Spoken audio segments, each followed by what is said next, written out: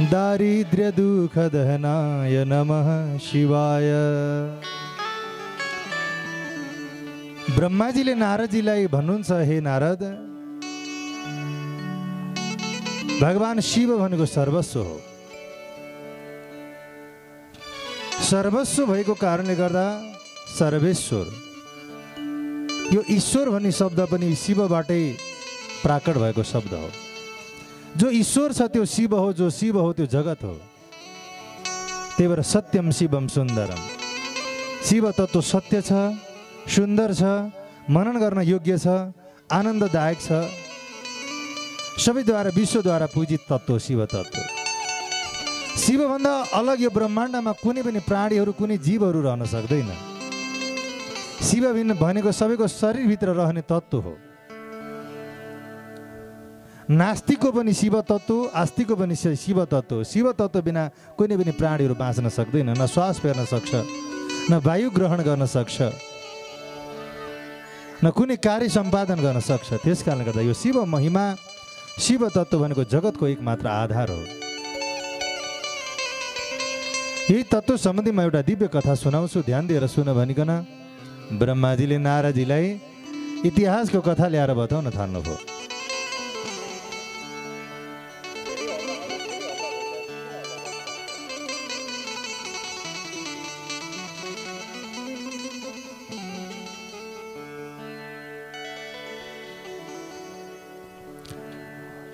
एउटा इतिहास ल्याएर बताउनु छ शिव सम्बन्धी। अघि धेरै वर्ष अगाडिको कुरा हो। काम्पिल्य नाम गरेको एउटा नगरमा यज्ञदत्त नाम गरेका ब्राह्मण देव बस्दथे। यिनको नाम यज्ञ दत्त किन रह्यो भने जहिले पनि यज्ञ गर्नेमा दत्त चित्त भएर लाग्ने,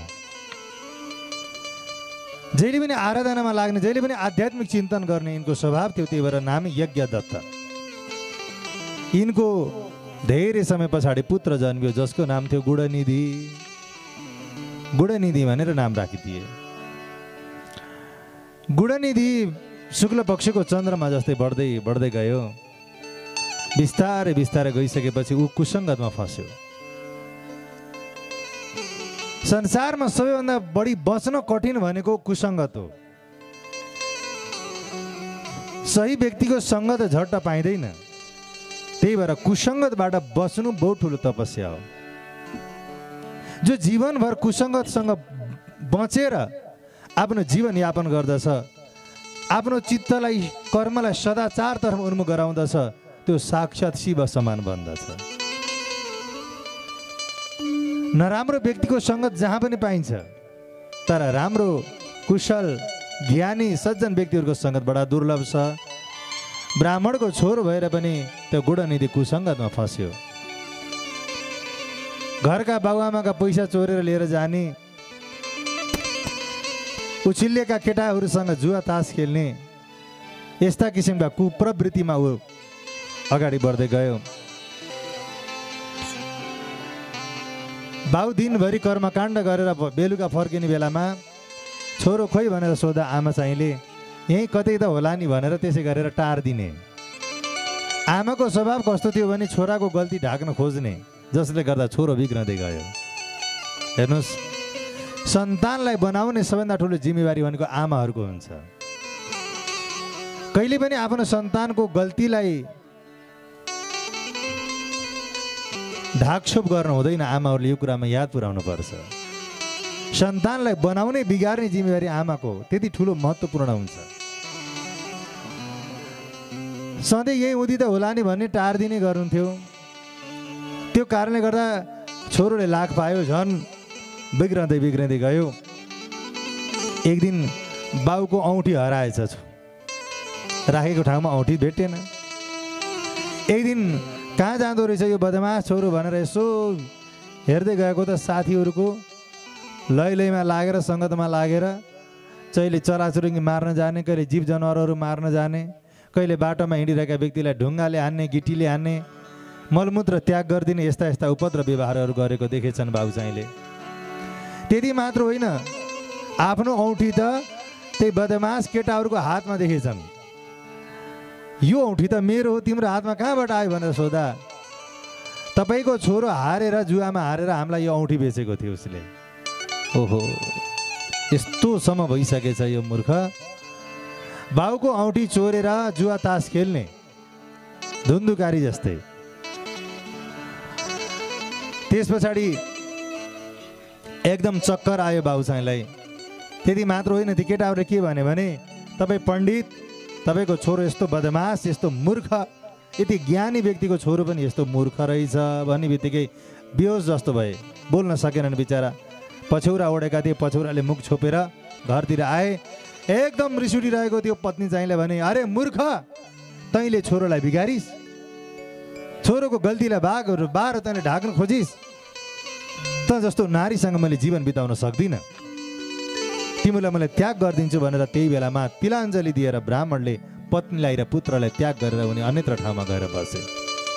घरमा यदि सन्तान कुसन्तान हुन्छ, पत्नी कुपत्नी हुन्छन्, पति कुपति हुन्छ, अथवा कोही पनि सदस्य नराम्रो छ भने त्यसलाई त्याग गर्न कुनै पाप लाग्दैन। यो धर्मशास्त्रले बताएको कुरा हो। तपाईँ हामी भगवानको आराधनामा लागेका छौँ, आफन्त जनौले विघ्न पार्न खोज्छन् भने त्यस्ता आफन्तलाई त्याग गर्दा पनि कुनै दोष लाग्दैन। तिलाञ्जली दिए ब्राह्मणले, निस्केर गए। बाउ छँदा पो 2-4 पैसा खर्च गर्न पाइए थियो। बाउ नभए पछाडि छोरोलाई बडा गाह्रो भयो र उसले पछि बढ्दै बढ्दै गयो, भविष्यको बारेमा चिन्ता गर्न थाल्यो। मैले मेरो भविष्य कसरी बनाउने होला भनेर घरबाट ऊ निस्केर गएछ। बाटोमा खानेकुरा थिएन, गोजीमा पैसा थिएन, किनेर खान सकेन। भोकले बडा ग्रसित भइसकेको थियो, मर्नै आँटेको थियो भोकले। त्यतिकैमा एउटा शिवालय मन्दिरमा पुगेछ। त्यो शिवालय मन्दिरमा यति धेरै भिड थियो, मानिसहरूको दर्शन गर्न आइरहेका थिए। अनि ऊ पनि त्यही पेटीमा गएर सुत्यो। साँझ पर्यो। त्यस पछाडि सब निदाएका थिए त्यहाँ वरिपरि। त्यो रात फेरि शिवरात्रिको रात रहेछ। हेर्नुहोस् कस्तो संयोग, शिवरात्रिको रात रहेछ। राति सबै निदाएका थिए मस्तमा। अनि उठ्यो, उसलाई भोक लागेको थियो। अब शिवालयभित्र त प्रसाद चढाएका, विभिन्न किसिमका फलफुलहरू चढाएका थिए। उसलाई भोक लाग्यो, अँध्यारो थियो, सानो बत्ती बलेको थियो, आफ्नो कपडा च्यात्यो। त्यो कपडालाई त्यसपछि उसले बाट्यो, तेलमा चोबेर टक्क लाएर बत्तीमा झोस्ने बित्तिकै त्यो कपडाले वरिपरि उज्यालो बाल्यो शिवको मन्दिरमा, मूर्ति वरिपरि। कहाँ प्रसाद छ भन्दै खोज्यो र सर्लक्कै जम्मै खाइदियो। पञ्चामृत पनि खाइदियो, नैवेद्य पनि खाइदियो। त्यसपछि उसको गोडाले हिँड्ने बेलामा खचक्क भएको आवाज सुनिसन गरे अरूले, दर्शनार्थीहरूले जुरुक्क उठे। यो के गर्छ यसले भनेको त त्यहाँ गएर फलफुल चोरेर खाएको रहेछ। गाउँलेहरूले सब समातेर त पिट्न थाले। यति चुटे पिट्दा त्यसको मृत्यु नै भयो। मृत्यु भयो। पाप र दुराचारमा फँसेर उसको मृत्यु भएको हुनाले उसलाई यमराजका दूतहरू आएर उसको आत्मालाई कालपासले बाँधेर नरकतिर लिएर जान खोजे। त्यही बेलामा भगवान् शिवजीका दूतहरू पनि आए अनि भन्न लागे, भाइ हो, तिमीले लिएर नजाऊ। किन? यो त पापी हो नि, यसले जीवनभर यति नराम्रो काम गरेको छ, यसले चोरेको छ भन्दा विष्णु शिव भगवानका दूतहरूले भने, होइन होइन, त्यो कुरामा कुनै संशय छैन। उसले चोरे तापनि उसले झुक्किएर चोरेको, भोक लागेर चोरेको हो। कपडालाई च्यातेर बत्ती बाल्यो, शिवको मूर्ति अगाडि वरिपरि बालेको हुनाले भगवान् शिवजीले त्यसलाई आरतीको रूपमा स्वीकार गर्नुभयो। उसले शिवलाई चढाएको नैवेद्य खायो।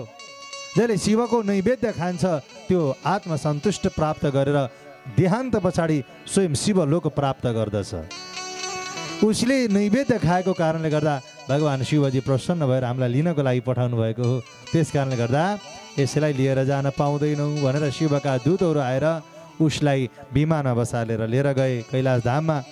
झुकिएर शिवको प्रसाद खाँदा पनि उसलाई त्यो दिव्य गति प्राप्त भयो। त्यति मात्र होइन महाराज, केही समय पछाडि प्रलयको समय आयो। त्यो प्रलयको समयमा भगवान् विष्णुको नाभि कमलबाट विष्णुको प्राकट्य भयो। विष्णुको कमलबाट ब्रह्माजीको प्रकट भयो र ब्रह्माजीका मानस पुत्रको रूपमा पुलत्स्य नाम गरेका ऋषि प्राकट भए। पुलत्स्य नाम कसरी रह्यो त भन्दा काने गुजीबाट बालक जन्मिएको हुनाले पुलत्स्य रह्यो। त्यति बेला आमाको गर्भभित्र नबसिकन जन्मने मानसी पुत्रहरूको जन्माउने त्यस्तो खालको परम्परा थियो। योग बलको समय थियो त्यति बेला। त्यही बेलामा पुलस्यका पुत्र विश्रवा विश्रवाका पुत्र वैष्णवण यिनी भगवान शिवजीको महिमा वर्णन गर्नुभएको छ। हे पुत्र नारद, अब म तिमीलाई जो यो ब्रह्माण्डको सृष्टिको पहिलो समय पहिलो कल्पको वर्णनहरू गर्दछु, ध्यान दिएर सुन। जुन कुरा श्रवण गर्दा पनि कानको लागि रसायन हुन्छ, बल प्रदान गर्दछ, तेज प्रदान गर्दछ, बुद्धि विवेक ज्ञान प्रदान गर्दछ यो चरित्र श्रवण गर्दा। त्यस्तो दिव्य कथा सुनाउँछु। विशोधवस्तिलयादेषु हेतुमेकं गौरीपतिं तत्त्वमनन्तकीर्तिं मायाश्रयं विगतमचिन्तरूपं बोधस्वरूपममलं हे शिवं नमामि।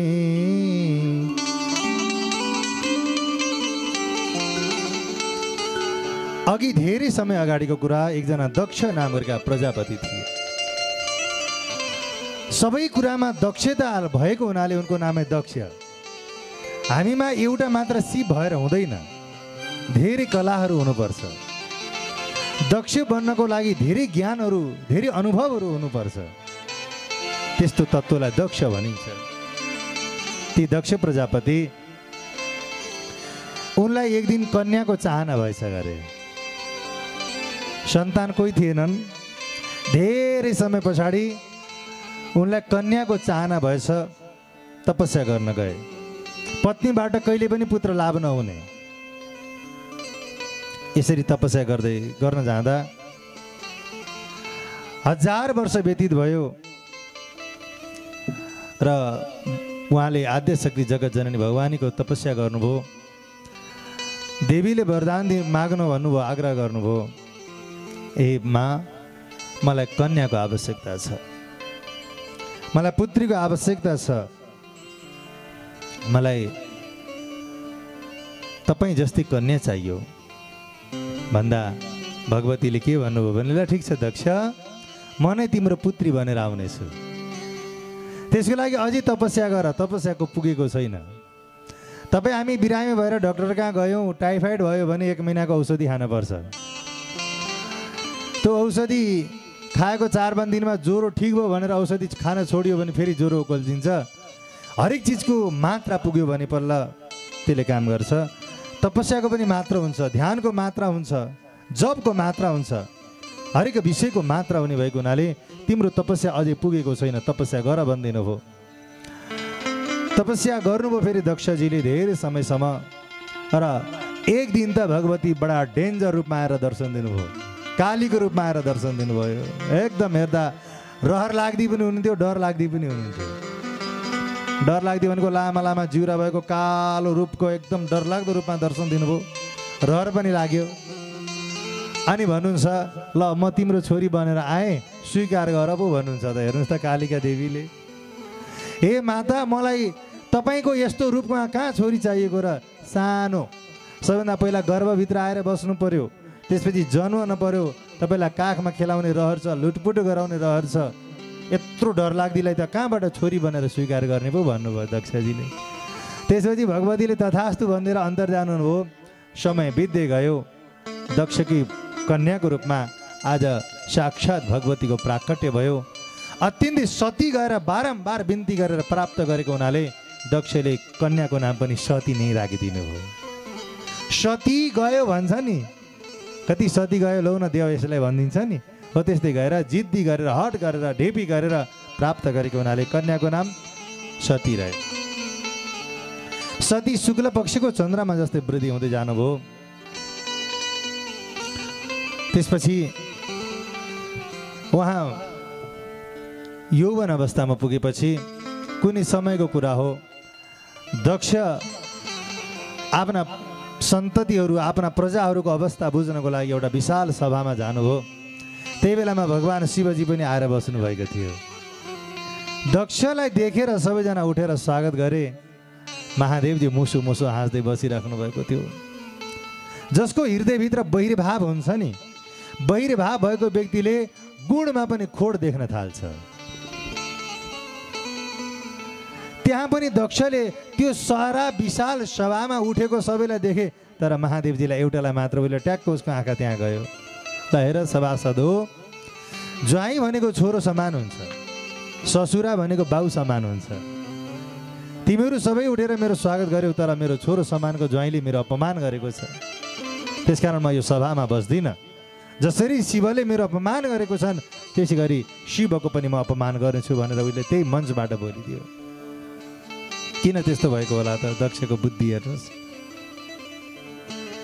जसले सबैभन्दा पहिला सतीलाई आफ्नो मनमर्जीबाट नै विवाह गरिदिएको थिए, यो पहिलो कल्पको घटना। पछि स्वस्तानीको कथासँग जोडिँदैन यो विषय, त्यसमा अलिकति फरक पाठ छ।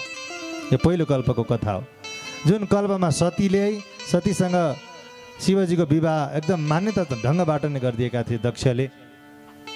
अनि त्यसपछि त्यहाँबाट दक्ष उठेर गए। दक्षले किन अपमान गरेको होला शिवजीको? हेर्नुहोस् त, त्यस्तो प्रिय ज्वाइँ, महादेवजी जस्तो ज्वाइँ पाउँदा पनि अपमान गरे। एक दिन दुर्वासा नामका ऋषि वैकुण्ठ लोकमा जानुभएछ। भगवान् विष्णुको खुब तपस्या स्तुति गर्नुभयो। लक्ष्मीले आफूले लगाएको माला दिनुभयो दुर्वासा ऋषिलाई। त्यो माला लिएर दक्ष कहाँ जानुभयो? दक्षले मागेछन्, ल ठिक छ दक्ष, यो माला तिमीले स्त्री भोग गर्नुभन्दा अगाडि जहिले पनि खोलेर राख्नुपर्छ शुद्ध ठाउँमा भनेर भनिदिनु भएछ। केही समय त नियम पालना गरे उनले। एक दिन त्यो माला लगाएर स्त्री भोग गरे। स्त्री भोग गर्ने बित्तिकै उनको बुद्धि बिग्रियो र अर्को दिन सभामा महादेवजीको अपमान गरे। कारण त्यस्तो थियो। यतापट्टि दक्षले सारा ऋषिहरूलाई ब्राह्मणहरूलाई बोलाएर हरिद्वारको कनखल क्षेत्रमा एउटा विशाल यज्ञको आयोजना गरे। सबै देवताहरू आइए, त्यहाँ ब्रह्मादि देवताहरू आउनुभयो, विष्णु देवता आउनुभयो, यक्ष गन्धर्व किन्नर नाग सम्पूर्ण देवताहरू त्यहाँ प्रादुर्भाव हुनुभयो। तर शिवजीको ठाउँ थिएन। नारदजीले यताउति हेर्न थाल्नुभयो। मैले सबैलाई देखेँ, बाबा भोलेनाथलाई देखिनँ। हे दक्ष, के भयो? तिमीले बोलाउन बिर्स्यौ कि? कुरा सुन्नै चाहेन गरे दक्षले। अनि विमानमा बसेर जानुभयो। सारा दक्षका अरू सन्ततिहरू, सन्तानहरू, छोराछोरीहरू सब चाहिँ छोरी ज्वाइँहरू विमानमा बसेर गएका थिए। त्यो ट्याक्क सतीले देख्नु भएछ। नारदजी पनि त्यही बेला पुग्नुभयो। आमा, तपाईँ जानु भएन? कहाँ? माइत। तपाईँको माइतमा आज पिताजीले बहुत ठुलो यज्ञ गर्दै हुनुहुन्छ। ओहो, मेरो पिताजीले पक्कै पनि बिर्सिएर होला, जान पर्यो स्वामीलाई लिएर भनेर जानुभयो महादेवजी भएको ठाउँमा। हे स्वामी, जाउँ। पिताजीको घरमा यज्ञ चलिरहेको छ भन्दा बाबाले भन्नुहुन्छ, हुँदैन प्रिय। किन? त्यो यज्ञ भनेको मेरो अपमान गर्नको निम्ति गरिएको यज्ञ हो। दुई वृत्तिले यज्ञ गरिन्छ, एउटा अन्तर्वृत्तिले गरिन्छ, एउटा बहिवृत्तिले गरिन्छ यज्ञहरू। बहिवृत्ति भनेको अपमानजनक ढङ्गबाट गरिएको यज्ञलाई बहिवृत्ति यज्ञ भनिन्छ। जसले सम्मानजनक ढङ्गबाट शुद्ध भावना र सङ्कल्पबाट सात्विक गुणद्वारा गरेको यज्ञ हुन्छ भने त्यसलाई अन्तर्वृत्ति यज्ञ भनिन्छ। त्यो अन्तर्वृत्ति यज्ञ होइन, त्यस कारणले गर्दा तिमी नजाऊ। अर्को कुरा, दक्षले बोलाएको छैन। जहाँ आफ्नो अपमान हुन्छ, जहाँ बोलाइँदैन, त्यहाँ जान हुँदैन। तब सतीका आँखाबाट आँसुका धारहरू बग्दै स्वामीको अगाडि हात जोडेर विनम्र भन्नुहुन्छ, त्यस्तो पिता कहाँ हुँदा यज्ञ पनि सकिन्छ थाम्न मन पुत्रीको अनि। बाउआमा साथी र गुरुका घर डाक्दैन डाके पनि जान हुन्न र। बाउआमाको घरमा जान, साथीभाइको घरमा जान, गुरुको घरमा जान नबोलाए पनि जान हुन्छ भन्ने सुनेको थिएँ। हे स्वामी, तपाईँले त जान हुँदैन, आफ्नै जन्मदाताको घरमा जान हुन्न भनेर मलाई बारम्बार किन रोक्नुहुन्छ? मैले हजुरसँग विनम्र गरेको छु, जाउँ। जसरी मेरो पिताजीको अन्य बहिनीहरूका ज्वाइँ बहिनीहरू छोरीहरू बराबर छन्, हामी पनि त त्यही हौ नि। बाबा भोलेनाथले विक्षिप्त भएर भन्नुहुन्छ, हेर पार्वती, जान त हुन्थ्यो, तर द्वेष भाव छ त्यहाँ। द्वेष भाव भएको ठाउँमा जानु हुँदैन। जहाँ अपमान हुन्छ, आफन्त भए पनि त्यहाँ जानु हुँदैन। त्यस कारणले गर्दा तिमीले हट नगर भनेर बारम्बार महादेवजीले अनि सबैजना हिमालय कहाँ गए। त्यसपछि विवाह भयो, मेनका र हिमालयको विवाह भयो। समय बित्दै जाँदा ल अब हिमालयजी सती देवीलाई पुत्रीको रूपमा प्राप्त गर्नको लागि तपाईँले तपस्या गर्नु हो भने देवताहरूले तपस्या गर्न गए। चैतबाट आरम्भ गरेको 27 वर्षसम्म कन्टिन्यू तपस्या गर्नुभयो हिमालयले। 27 वर्ष पछाडि साक्षात् देवी दर्शन दिएर वरदान दिनुभयो। ल ठिक छ, के चाहन्छु भन्दा हे माता हामीलाई 100 भाइ पुत्र जन्म दिनुहोस्, 100 भाइ वरदान दिनुहोस् भनेर मेनकाले माग दिनुभयो। ल ठिक छ, 100 भाइ पुत्र मैले वरदान दिएँ, 100 भाइ पुत्र जन्मे र तपाईँ पनि हाम्री कन्या बनेर जन्मिनुहोस् तथास्तु भनिदिनु भयो। समय बित्दै गए पछाडि आज साक्षात् पर्वतराज हिमालयकी पुत्रीको रूपमा देवी प्रकट हुनुभएको हुनाले त्यस देवीको नाम के रह्यो? पार्वती रह्यो। जय बोलो पार्वती मैया की। पर्वतराज की कन्या भएकी हुनाले पार्वती, पार लगाउने, बत्ती वती, दीपक ज्योति ज्ञान, ज्ञानद्वारा ज्योतिद्वारा तेजद्वारा जगतलाई पार लगाउने भएकी हुनाले देवीको नाम पार्वती रह्यो। अब ती पार्वती पहिला त ब्रह्मायणी भए पनि जगदम्बिका भए पनि जन्म लिने बित्तिकै सामान्य केटाकेटीले जस्तै लीला गर्नुभयो। अद्भुत चरित्र देखाउनु भएन उहाँले, अद्भुत लीला देखाउनु भएन उहाँले। सामान्य जस्तो तपाईँ हाम्रा सन्तान हुन्छन् त्यस्तै किसिमको लीला गर्नुभयो। गरिसकेपछि अनि शुक्ल पक्षको चन्द्रमा जस्तै बढ्नुभयो। पार्वती सानैदेखिको स्वभाव भाँडाकुँडा खेलाउने अनि माटाका भाँडाहरू बनाउने, माटाका भाँडा बनाउँदा बनाउँदै अचानक शिवलिङ्ग बनिन्थ्यो गरे पार्वतीले छुने बित्तिकै, किनभने कनेक्टिभिटी त उहाँ थियो नि। बढ्दै जानुभयो। एक दिन शिवजीले नारदलाई बोलाएर भन्नुभयो, नारद हिमालय कहाँ अहिले यति बेला पार्वती छिन्, जाऊ तिनको भाग्य हेर्दै आऊ। भाग्य हेर्दा यो भन भनेर परीक्षा लिनको लागि पठाउनु भयो शिवजीले। नारदजी जानुभयो हिमालय कहाँ, हिमालयले स्वागत गर्नुभयो। नारदजी तपाईँ त त्रिकालदर्शी हुनुहुन्छ, मेरी कन्याको भाग्य हेरिदिनुहोस् न, खै ल्याऊ त, हात देखाऊ त भन्नुभयो। पार्वतीले हात देखाउनु भयो नारदजीलाई। ओहो महाराज तपाईँकी कन्या त बडो भाग्यशाली रहेछन्, धेरै भाग्यशाली रहेछन्, तर यिनको पति भने एकदम डरलाग्दो दिगम्बर हुनेछ,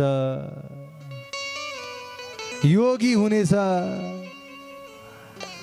काम वासनाबाट रहित भएको हुनेछ, अथवा यिनको पतिबाट सन्तान हुने छैन, सन्तानको अभिलाषा रहने छैन। काम वासना नआए पछाडि कहाँको सन्तान हुने, काम वासना रहित हुनेछ, बाबुआमा नभएको यस्तो खालको केटो हुनेछ, अभिमानबाट रहित भएको हुनेछ, साधुको भेषमा हिँड्ने, भस्म घस्ने, यस्तो यस्तो यस्तो यस्तो हुनेछ भन्ने बित्तिकै त साह्रै चिन्तित हुनुभयो बाबुआमा। ओहो कस्तो खालको भाग्य लिएर जन्मेकी रहेछ मेरी छोरी, यस्तो दिगम्बरसँग बिहा गर्नुपर्ने भयो। सन्तले बोलेको कुरा त झुट हुँदैन, नारदजीले बोलेको कुरा त अवश्य पनि पुग्छ। तब नारदले सम्झाउनु छ, चिन्ता लिनु पर्दैन, यी सम्पूर्ण गुणहरू भगवान शिवजीमा विद्यमान छन्, महादेवजीमा विद्यमान छन्। महादेवजीले कुनै पनि प्रकारको कुरालाई कम गर्नुहुन्न। तपाईँको छोरीको विवाह महादेवजीसँग हुनेछ, चिन्ता नगर्नुहोस् भनेर पार्वतीलाई तपस्या गर्न आग्रह गर्नुभयो नारदजीले। पार्वती तपस्या गर्न थाल्नुभयो। तपस्या गर्दा गर्दा यौवन अवस्था भयो। एक दिन बिहानको समयमा ब्रह्म मुहुर्तमा यस्तो दिव्य स्वप्न देख्नुभयो र आमालाई गएर बताउनु भयो, आमा मैले आज बिहान ब्रह्म मुहुर्तमा एकजना ब्राह्मण आएर तिम्रो विवाह भगवान शिवजीसँग हुन्छ भनेर पो जानुभयो। मलाई त्यस्तो सपना देखेँ नि। ओहो साँच्चै मेरी छोरीको तपस्या बडा शुद्ध रहेछ भनेर आमा बुवा पनि खुस हुनुभयो। अनि समय बित्दै गयो। यौवन अवस्थाबाट पनि दिव्य अवस्थामा ती पार्वती परिणत हुनुभयो। एक दिनको कुरा हो, महादेवजी शिवजीले भन्नुभयो आफ्ना गणहरूलाई नन्दीश्वरहरूलाई भन्नुभयो, हे नन्दी आऊ त। के भयो प्रभु, मलाई यो कैलाशमा बस्न मन छैन। कहाँ जाने? हिमालमा गएर तपस्या गर्ने। सब गणहरूलाई लिएर महादेवजी हिमालमा आउनुभयो। जुन हिमालमा ब्रह्मलोकबाट साक्षात गङ्गाजी बग्नुहुन्थ्यो, त्यो गङ्गाजी सामिप्यमा गएर तपस्या गर्ने। स्वयं ब्रह्मलोकबाट अहिले पनि खसेको छ त्यो गङ्गा, तर मान्छेले देख्न पाउँदैन।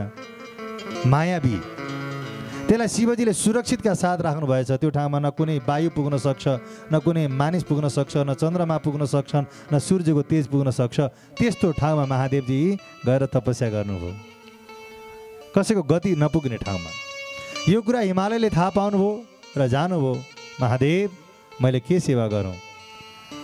बाबाले भन्नुहुन्छ, महाराज मेरो तपस्यालाई कसैले पनि भङ्ग गरिदिन भएन, त्यसको व्यवस्था मिलाउनुहोस्। ल ठिक छ, तपाईँको तपस्यालाई कसैले भङ्ग गर्न सक्दैन भनेर हिमालयजीले आश्वासन दिएर त्यही किसिमको व्यवस्था बनाउनु भयो। महादेवजी तपस्या गर्न लाग्नुभयो। एक दिनको कुरा हो, आफ्नी छोरी पार्वतीलाई लिएर महादेव भएको ठाउँमा जानुभयो, हिमालय। अनि भन्नुहुन्छ, प्रभु तपाईँको सेवाको लागि फलफुल, कन्दमूल, फलाहारहरू, फुलहरू, जलहरू सबै कुराहरू व्यवस्थापन गर्नको लागि मैले मेरी छोरी तपाईँलाई सेविकाको रूपमा दिएँ। जिन्दगीको के भर छ र, के भर छ र, एकैछिनमा छोडिन्छ संसार। जुलीको आशैमा बाँधी लान्छन् हरियो बाँसैमा, केही जान्न साथैमा। के भर छ र, के भर छ र, एकैछिनमा छोडिन्छ संसार। जुलीको आशैमा बाँधी लान्छन् हरियो बाँसैमा, केही जान्न साथैमा। बाँधी लान्छन् हरियो बाँसैमा, केही जान्न साथैमा।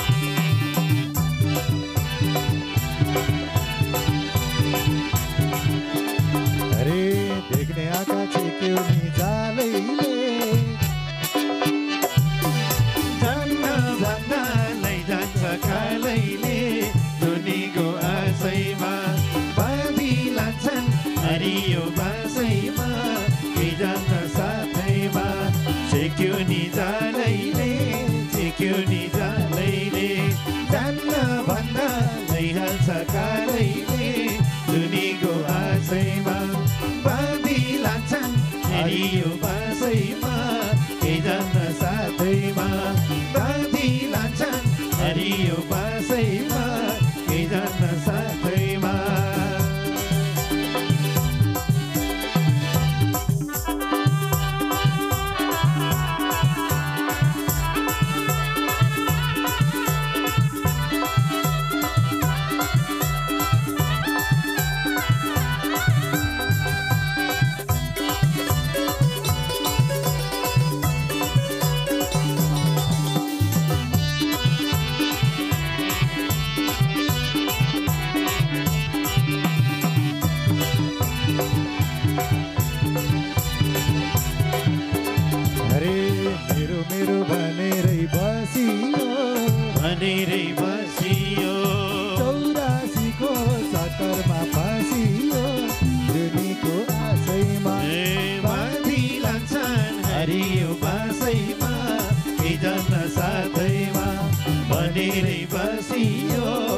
सुनेरै बसियो 84 को चक्करमा फसियो जुनीको आशैमा बाँधी लान्छन् हरियो बाँसैमा के जान्न साथैमा बाँधी लान्छन् हरियो बाँसैमा के जान्न साथैमा के जान्न साथैमा के जान्न साथैमा के जान्न साथैमा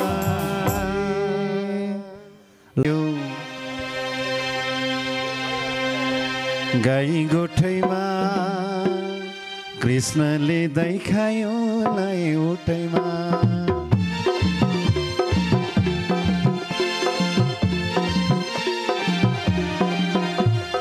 दही चोर्यो रसलीला रचायो गोपिनीलाई संसमिता चायो कृष्ण हाँसिराखन जय फुलको वासना राधा कृष्ण हाँसिराखन हरिबो लाई नाचौँ ननाच्नेले ताली बजाउनु पर्यो लौ न हो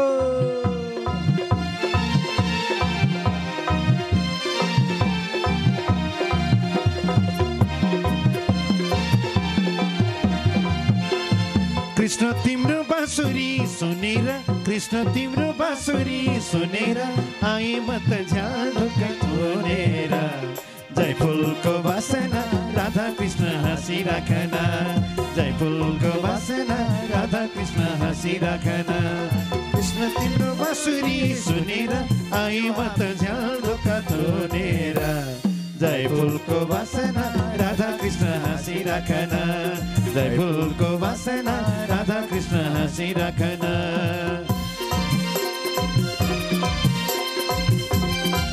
राधा कृष्ण भगवान को जय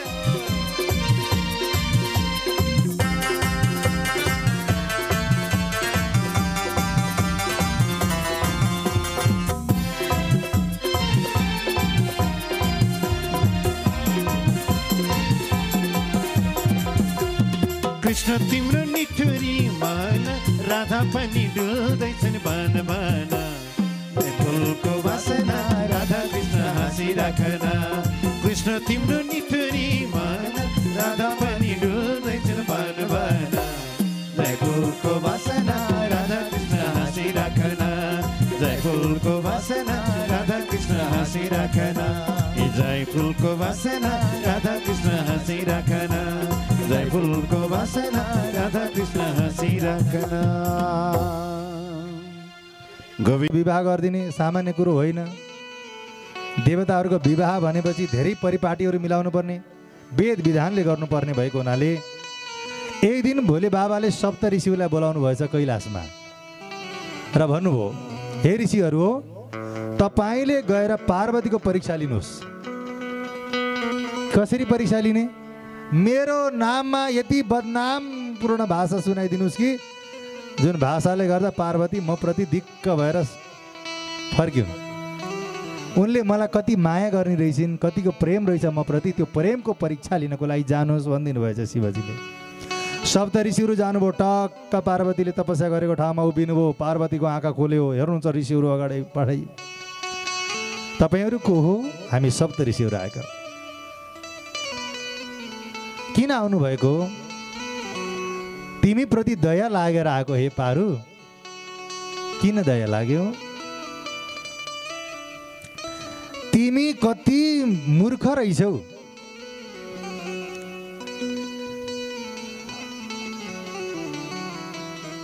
शिवलाई पतिको रूपमा प्राप्त गर्न खोजेकी छौ हेर तिमीले पहिलो जन्ममा पनि त्यही हट गर्दा महादेवजीसँग विवाह गर्यौ आखिर तिमीलाई के सुख भयो र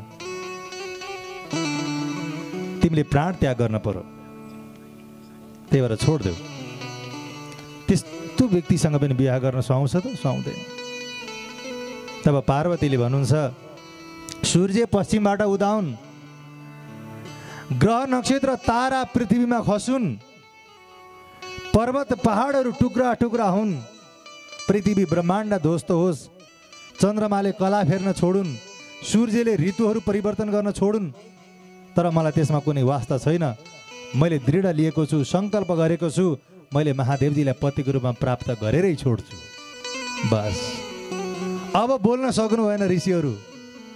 साँच्चै नै पार्वती त यति प्रेम गर्ने रहेछन् महादेवजीलाई। सप्त ऋषिहरू जानुभयो, भोले बाबालाई सुनाउनु भयो, महादेव सकिन्न, पार्वतीलाई जित्न सकिन्न। किन? यति प्रेम रहेछ तपाईँप्रति, यति दृढता रहेछ। संसारको जुनसुकै शक्ति अगाडि उभिए पनि मैले महादेवजीलाई छोड्दिनँ पो भन्छन् पार्वतीले।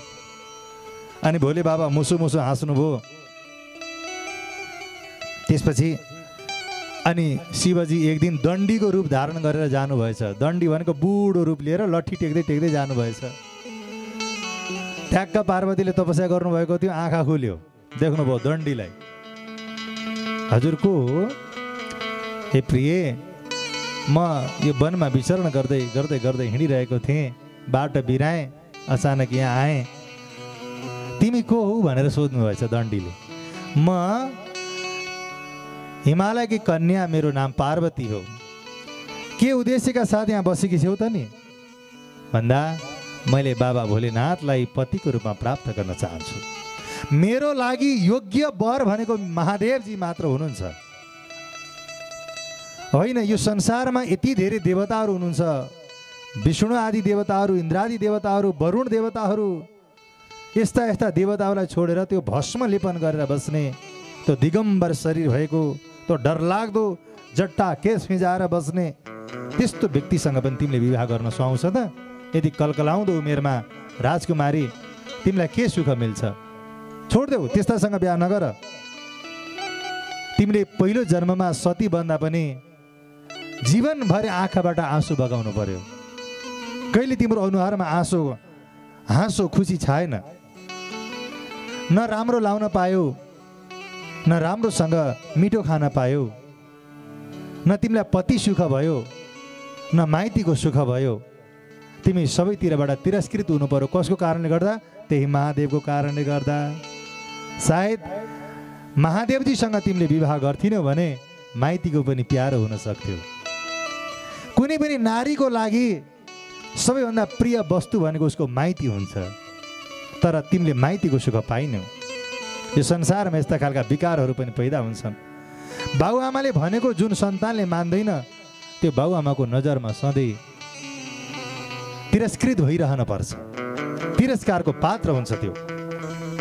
तिमी नबन, तिमीलाई सुख हुँदैन त्यो महादेवसँग विवाह गरेर। तब पार्वतीले भन्नुहुन्छ, हे दण्डी, मलाई थाहा छ म यहाँ बसिराखेँ भने तिमीले अझै पनि शिवको निन्दा गर्छौ। म जान्छु यहाँबाट। शिव निन्दा सुनेर मलाई बस्न उचित छैन भनेर पार्वती जुरुक्क उठेर हिँड्न थाल्नुभयो। दण्डीले फकाउन थाल्नुभयो। फेरि अघि पछि भक्त जन्म चाउँदै आए शिव डमरू बजाउँदै, अघि पछि भक्त जन्म चाउँदै, आए शिव डमरू बजाउँदै, अघि पछि भक्त जन्म चाउँदै।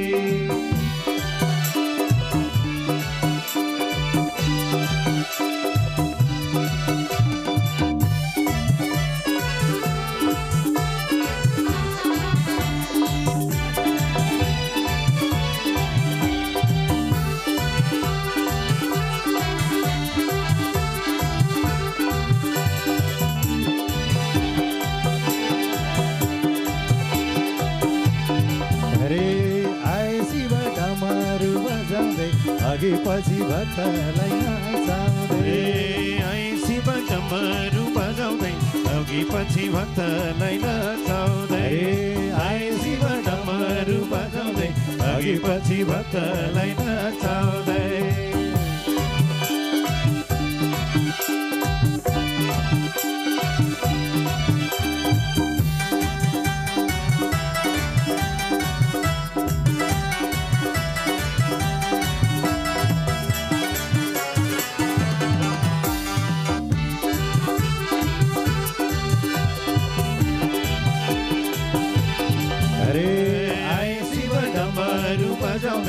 अघि पछि भक्त जन्न चाउँदै, आए शिव डमरू बजाउँदै, अघि पछि भक्त जन्न चाउँदै, अघि पछि भक्त जन्न चाउँदै, अघि पछि भक्त जन्न चाउँदै।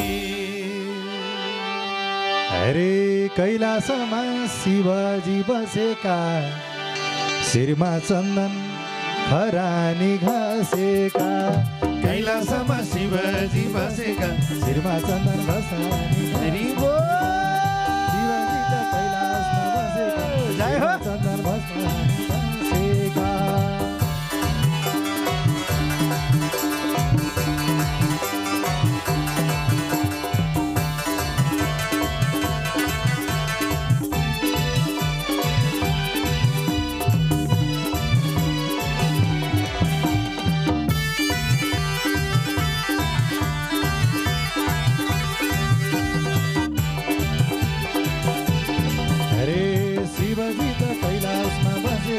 शिरमा भस्म खरानी घसेका शिवजी त कैलासमा बसेका शिरमा चन्दन खरानी घसेका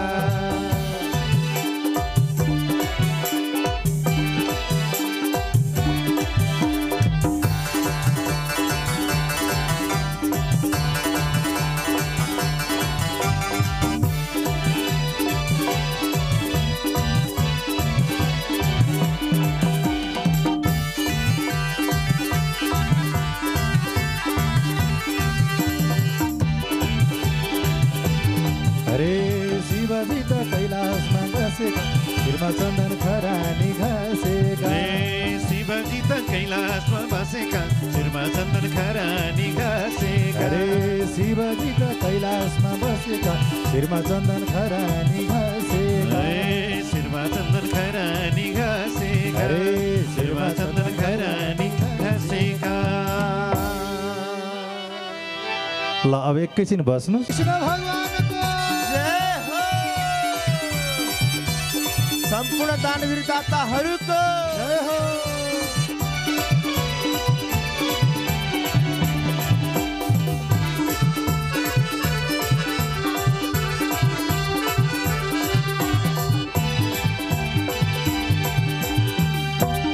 हरे हिरण कृष्णले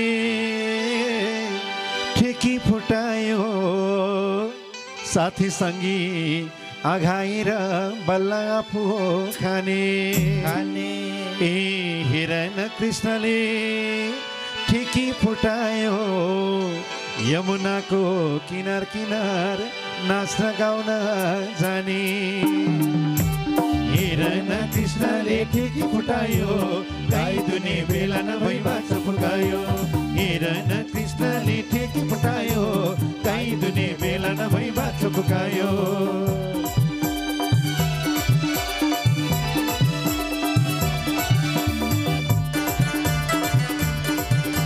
हरि बोल।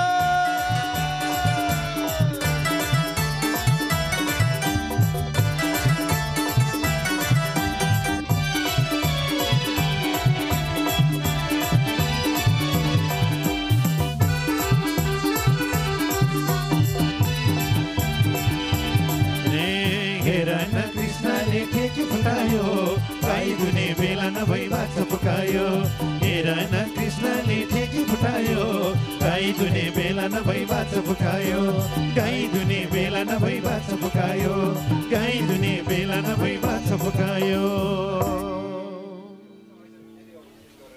आदरणीय सदन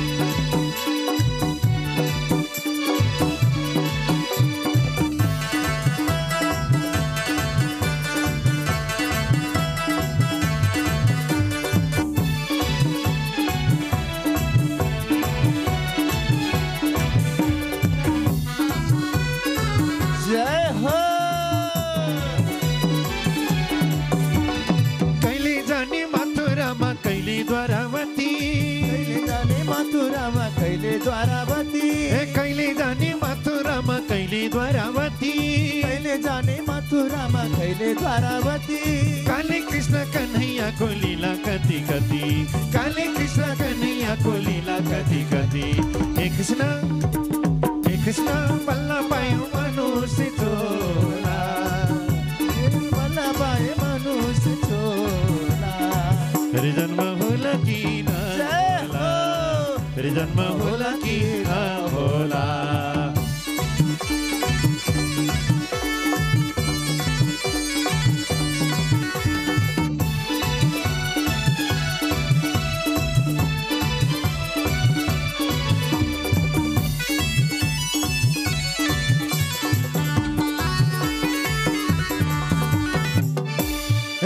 वैजयन्तीको माला तिम्रो पिताम्बर धोती धोती भैजन धोती वैजयन्तीको माला तिम्रो पिताम्बर धोती ओहो वैजयन्तीको माला तिम्रो पिताम्बर धोती वैजयन्तीको माला तिम्रो पिताम्बर धोती वैजयन्तीको माला तिम्रो पिताम्बर धोती वैजयन्तीको माला तिम्रो पिताम्बर धोती तिनै लोकलाई जगमग पार्ने दिव्य मुहर ज्योति तिनै लोकलाई जगमग पार्ने दिव्य मुहर ज्योति हे कृष्ण बल्ल पायौँ मनुष्य छोला कृष्ण बल्ल पाए मनुष्य छोला फेरि जन्म होला कि नहोला फेरि जन्म होला कि नहोला